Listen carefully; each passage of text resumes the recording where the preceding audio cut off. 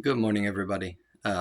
Last year I wrote a book, and I had a lot of personal stuff happen just back to back.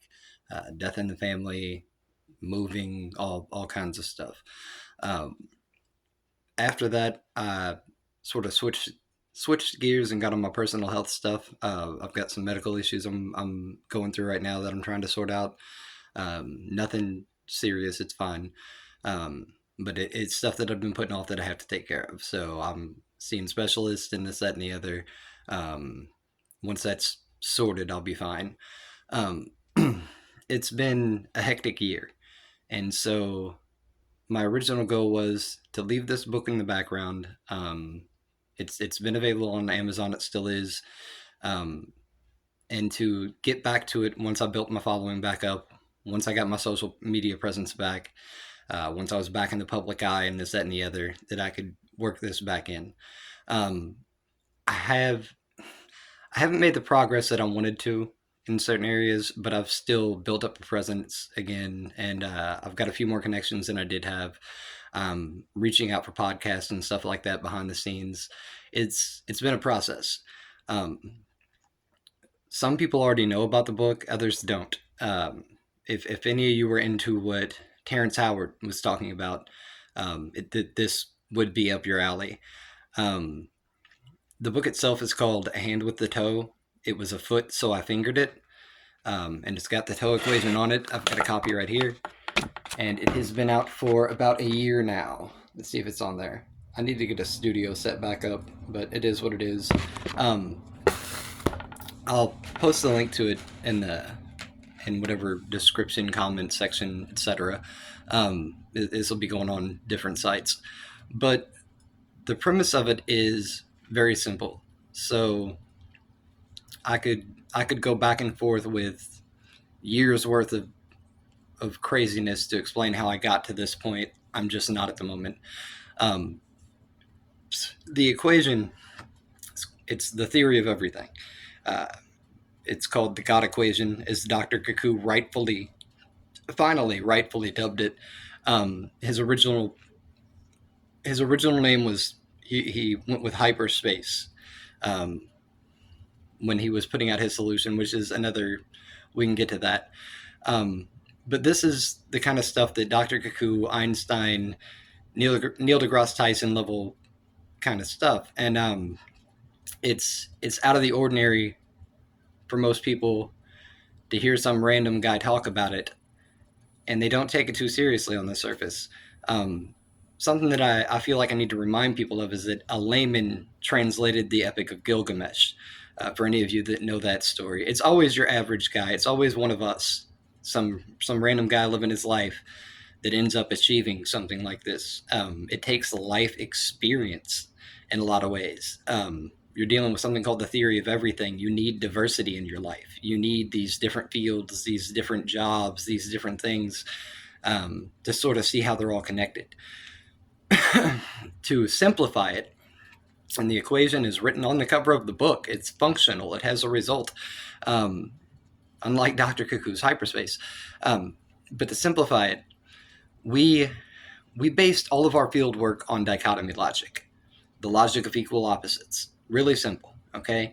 Everything we do is based on the idea that if it exists, its equal opposite exists. Solid logic, but we do not extrapolate or format things appropriately in many cases. And I'll give you the perfect example. Everything's a matter of life and death, right? Mm-mm, not at all.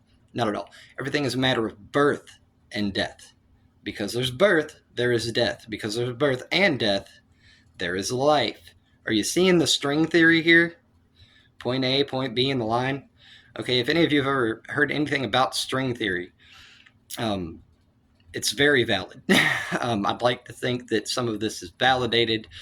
Both sides of the equation with string theory and string field theory, from the old school to Dr. Cuckoo's new school, and the others involved. I use him, he's the most well known in many cases. There is an obvious pattern here. There's an obvious basic fundamental structure. That was how Dr. Cuckoo referred to it. The way that I talk about the ToE equation, I always call it a universal blueprint. Same thing as saying basic fundamental structure in the grand scheme. Um, but the idea here is that this applies on a field level. Um, for any of you that are into math, that study physics, any of this stuff, you know how mirror 2D to 4D geometry plays a role in 3D physics and the flaws that are inherent because of that. What I did was develop a 3D equation. That's it. Instead of focusing on the mirror 2D to 4D, which everyone is constantly using for everything, I went with the third option. I sorted a 3D equation. It's not complicated. It's very simple. Um, so when you start applying it to any field, remember the logic of equal opposites. You're going to have a 1A and a 1B, like a record, but then you're going to have a 1AB, okay? The line, the string that connects the two dots. Um, in the case of time specifically, you have a beginning, you have an end. If there's a beginning and an end, there is a middle.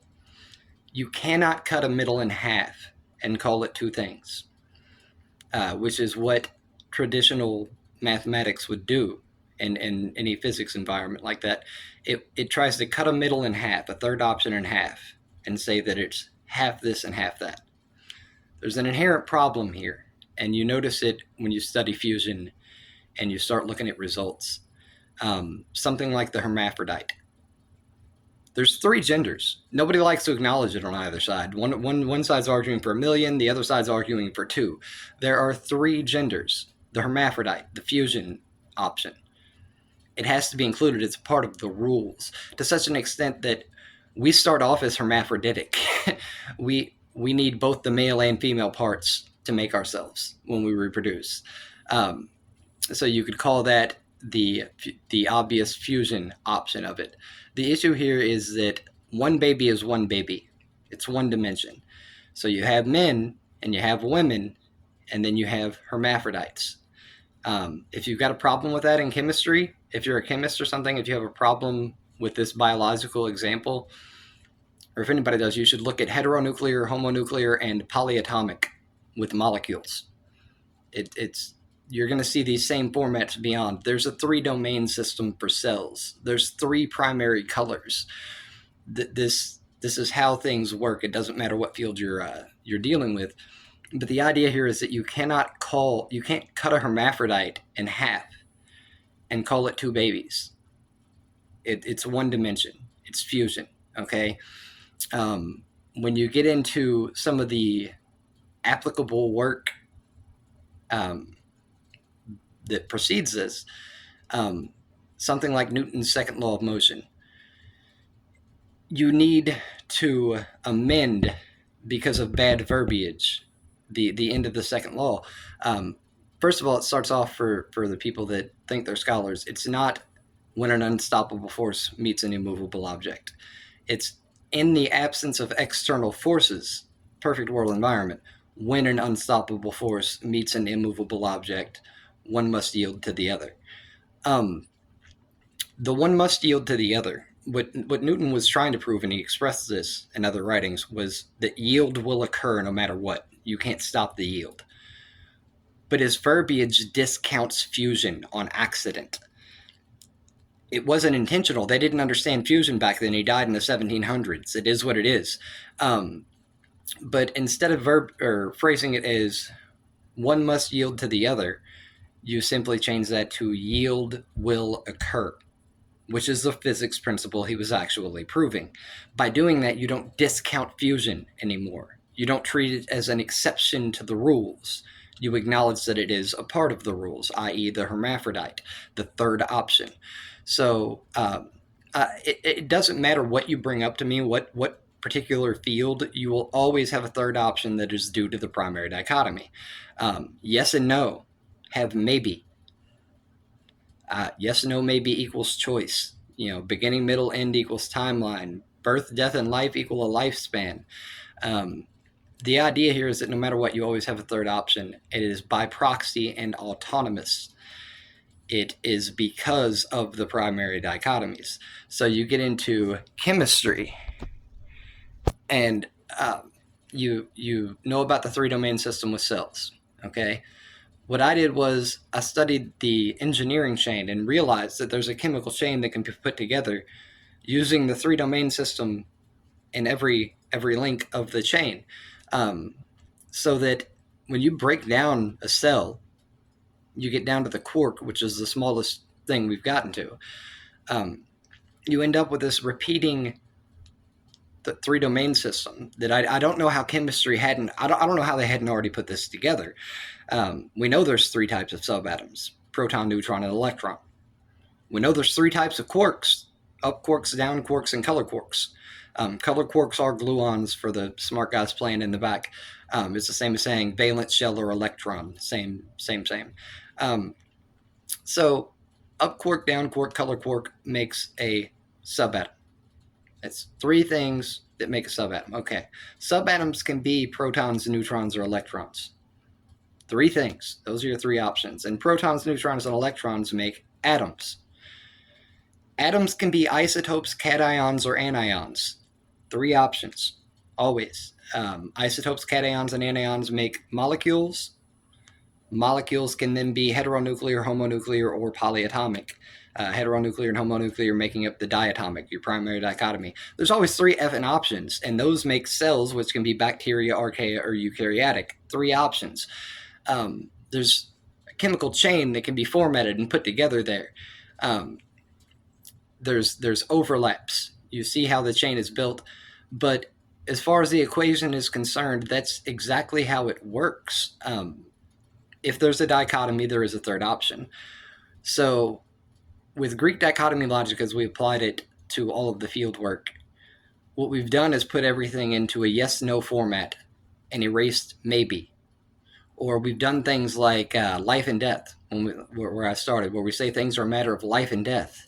Life's the third dimension. No, things are a matter of birth and death.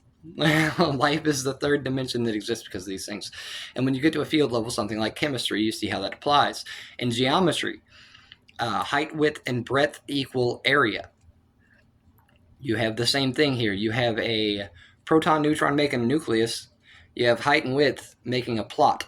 Okay? These two things come together in a symbiosis. They are your primary dichotomy. And because they exist, there's a third option, the breadth. If you have a height and a width, you automatically, by proxy, whether you draw it or not, you have a breadth. Those are the limitations of the bubble there. So height, width, and breadth equal area.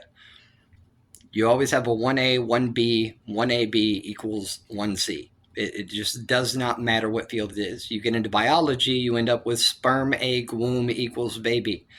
Well, just like with the chemistry here, proton, neutron, nucleus, just like with the height and width making a plot, you have a sperm and an egg making a zygote. They come together and make a zygote. And because there is a zygote, there's a womb. A woman does not have this dimension until there's a zygote inside of her. Otherwise, she's discarding eggs every month. That's how biology works. So it doesn't matter what field you apply it to, you're always going to have this equation function. It works. That's why it is the basic fundamental structure. And I've used every method I can to try to explain this in simple terms across various formats. I've submitted to science articles. I've put myself through the ringer. I've made sure that I was investigated, that I've had this stuff looked into. It's been irrefuted. It can't be refuted because it's that genuine. Which brings me to the other points here that people are going to bring up, which I've actually, I don't know how I validated Gödel, but it's a thing. You have the rule of exceptions. How do you validate work like this? How do you validate anything? Well, the rule of exceptions. The rule of exceptions states that all rules must have an exception to be valid. Oh, well, I must be wrong then. I must be wrong. It's the theory of everything. Well, wait a second here.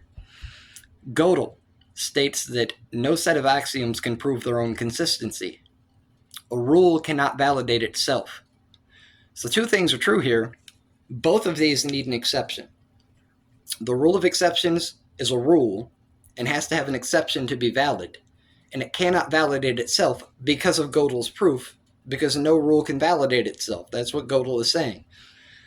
So the exception to a rule that all rules must have an exception is one rule without any exceptions. That is how you validate the rule of exceptions. If we don't have a rule with no exceptions, then the rule of exceptions is no longer valid. We shouldn't be using it because it has not been proven correct by its own decree. Okay?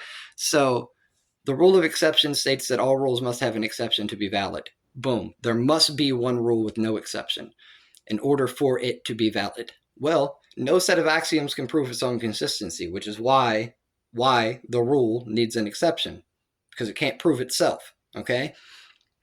So with no set of axioms can prove its own consistency, well, wait, this plays back this way. All rules must have an exception to be valid. So in order for Gödel to be correct, he must be incorrect. It must be Schrodinger's Gödel. So it's the way dichotomy logic works, both things being true. So he says that no set of axioms can prove their own consistency. No rule can validate itself. Well, it has to be validated. There must be an exception to it. What is the exception to no set of axioms can prove its own consistency? One set of axioms that does prove its own consistency, i.e. the ToE equation. The theory of everything, this ToE equation, this work, as Dr. Kahu stated it, the God equation, proof of a creator, proof of intelligent design. I mean, for God's sakes, this is important. It wasn't just possible. It's not even debatable. It's mandatory. It is mandatory for either of these rules that we use to be true. I don't know how this stuff has been missed. It's simple to me. If you have a rule stating that all rules must have an exception to be valid, and another rule stating that it can't validate itself, then there must be one rule with no exceptions, which is one set of axioms that proves its own consistency to validate Gödel. It co-validates both of these things. Without it, they are both flawed, useless, not real, not true, invalid. Okay? By definition. So the ToE equation was not just possible. It was mandatory because of the rule of exceptions and Gödel's proof. It's mandatory. So whether mine were correct or not is irrelevant to the concept of it. Okay?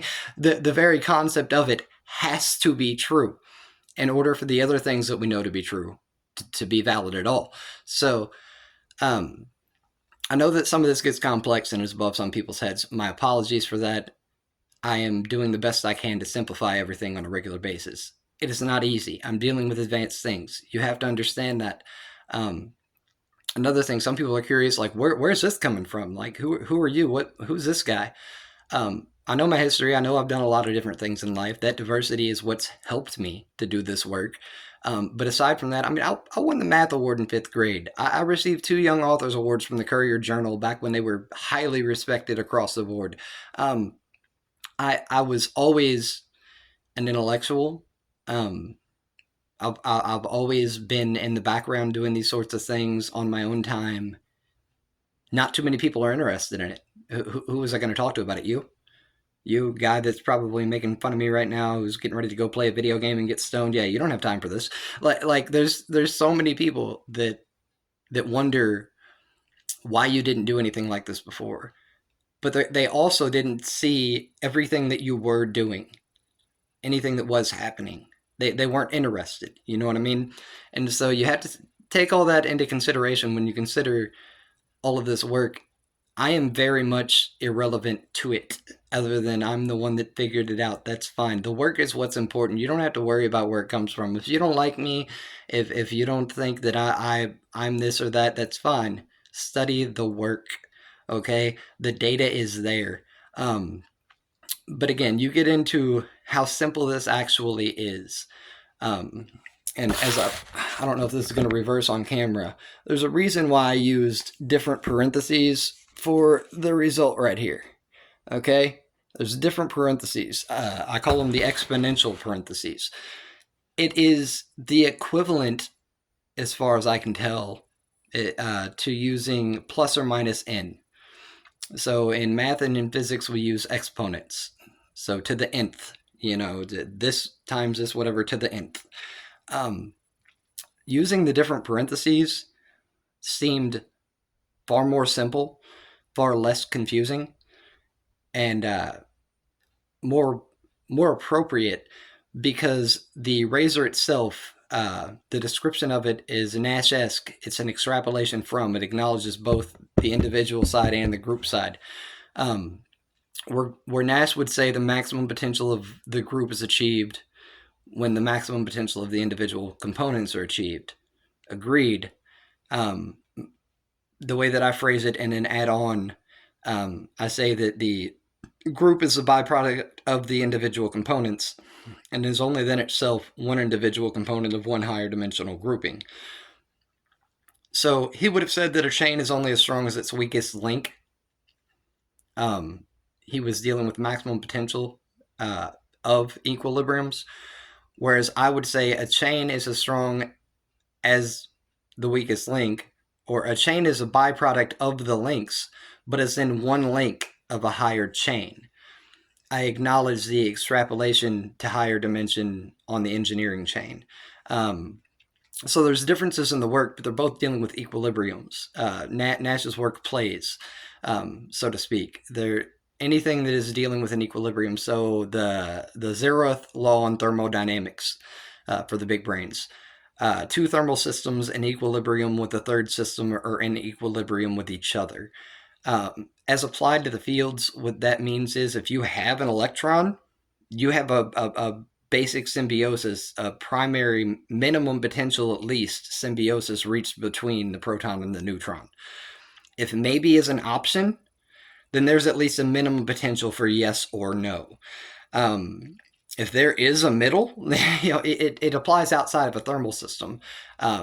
But the thermal system specifically is pertaining to thermodynamics, so it would deal with biology and chemistry, etc. To where if you have a womb, then there's been a minimum fusion potential reached between the sperm and the egg.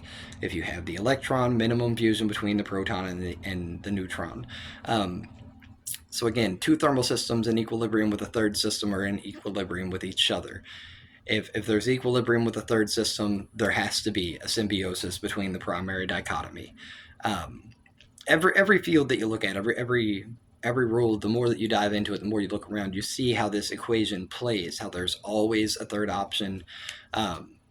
It's how genuine equilibrium works because third options are byproducts by proxy of the primary dichotomy. So I'm going to get in a little bit more in depth with this.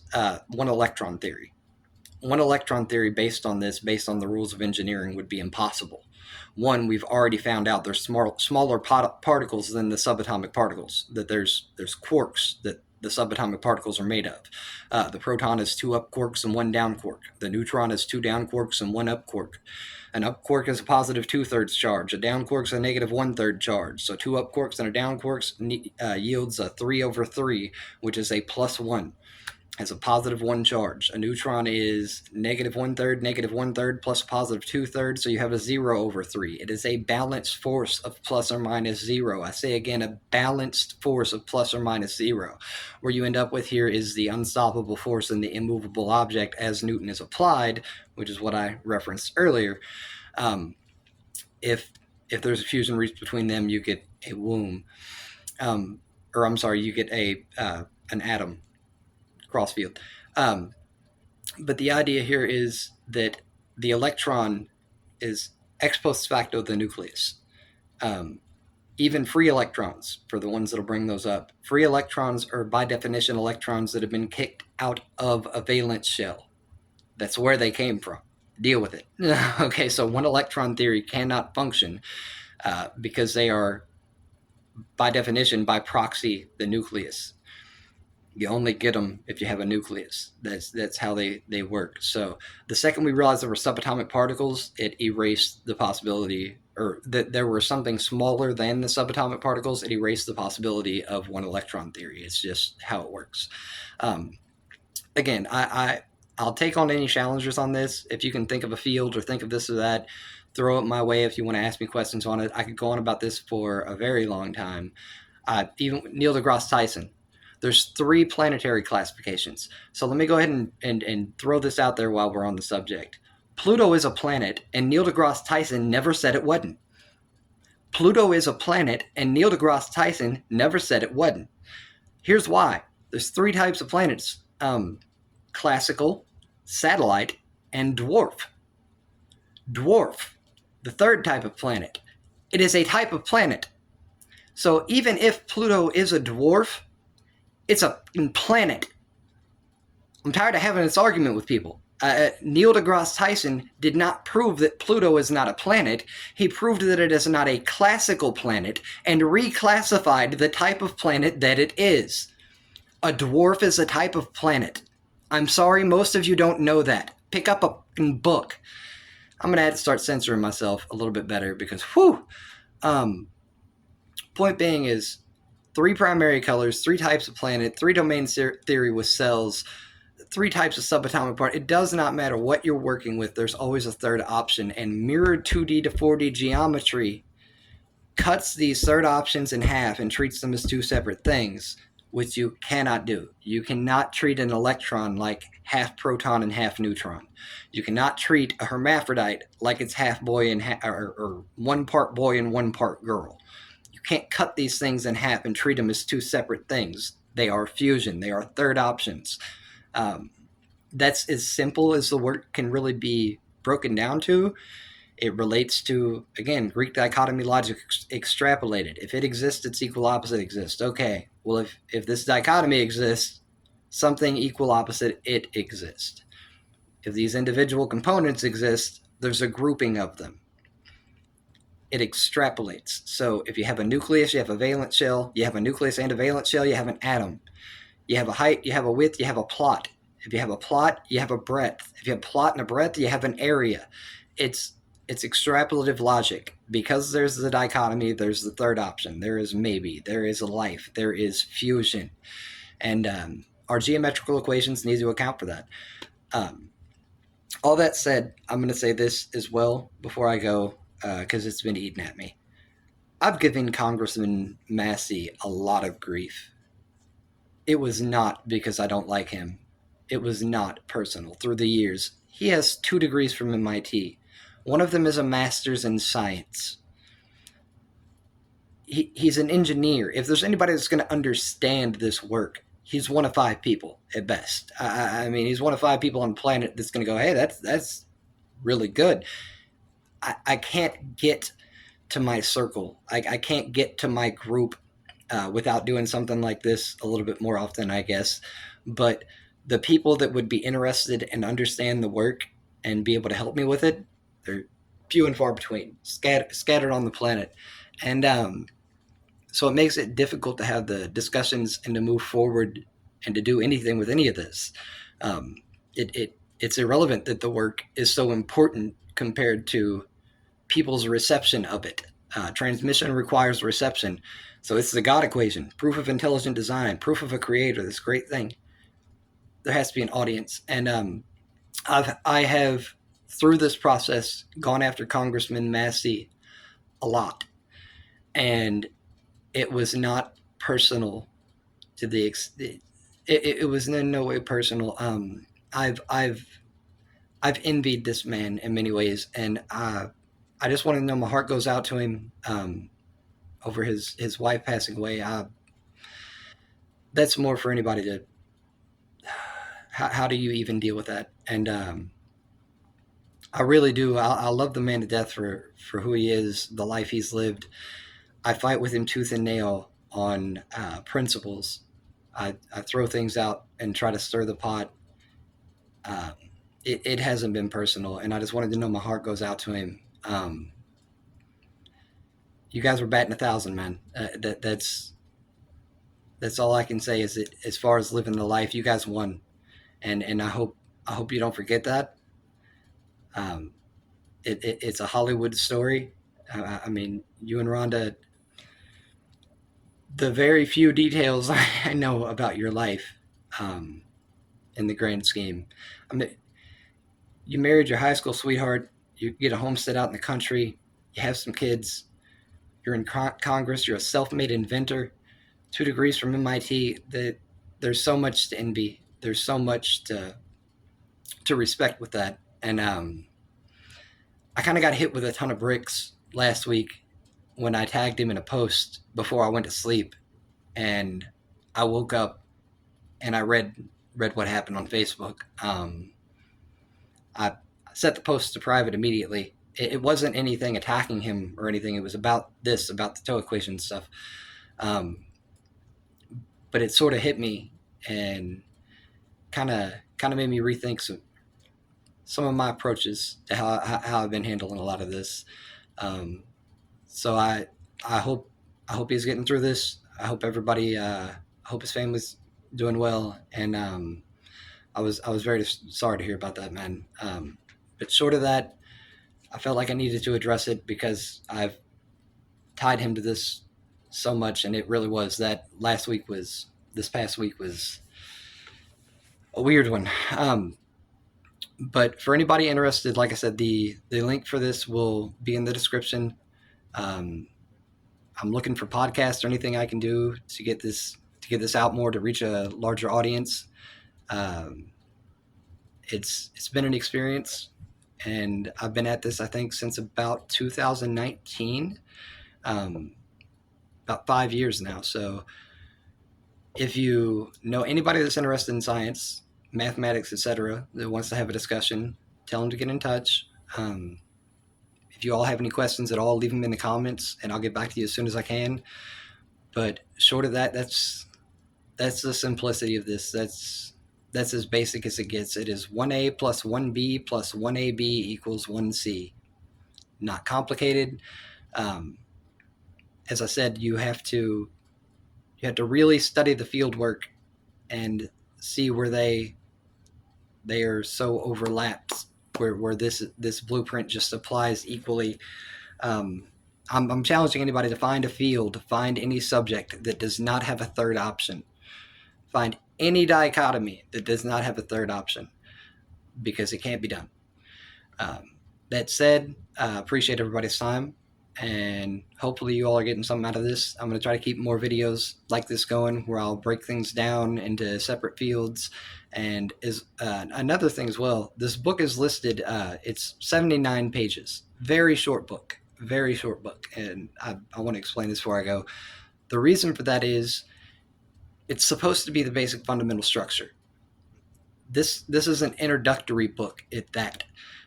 It's listed as part one of a series. So it's not going to be a Gödel, Escher, and Bach 1,000-page, testament to something. That's not what it's supposed. I'm going to be honest. I have a copy of Gödel, Escher, and Bach.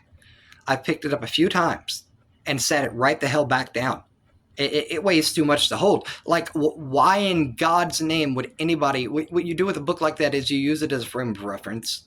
Every now and then, somebody with a big brain picks it up, peruses through some pages, and goes, "Huh, that's interesting," and reads a few. That's it. There's no way. I don't care if I had perfect eidetic memory. I wouldn't want it in my brain. It's 1,000 pages or so, like, it's this thick. It's an encyclopedia. If it's not an encyclopedia or a dictionary, it should not be that big. Nobody wants this. The people that buy it are rich people that have the money, that went to nice colleges, that like to say, "Yes, look at my beautiful book." Like, I just don't have time for Gödel, Escher, and Bach. It's an abomination to anything that you're trying to simplify. My job is to simplify things. So this book is less than 80 pages. The rest of them that I do, I want to keep the theme of 100 pages or less. So I'll do one specifically on the ToE equation geometry, the ToE equation biology, the ToE equation chemistry, etc. I will break this into different fields as I go.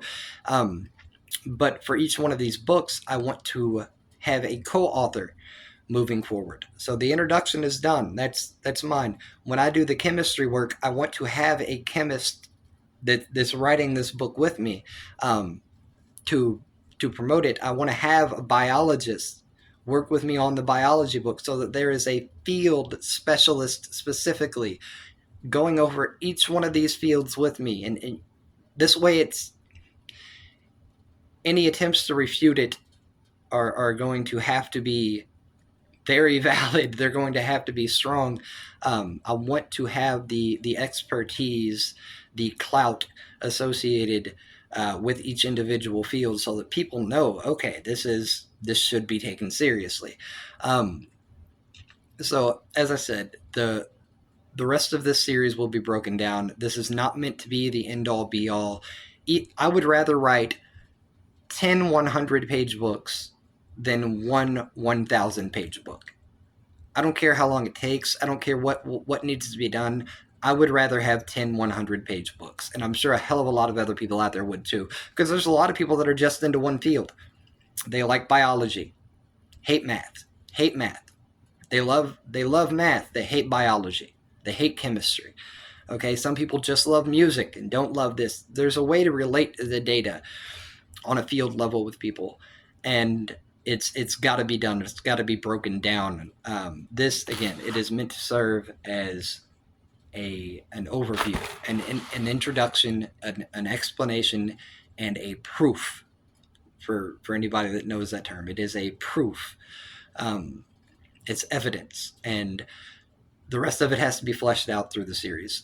But I appreciate everybody giving me your time. Like I said, I will do more videos on this later and break down some other interesting things.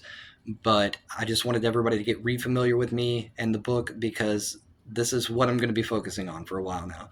So take care, and I will talk to you soon. Peace.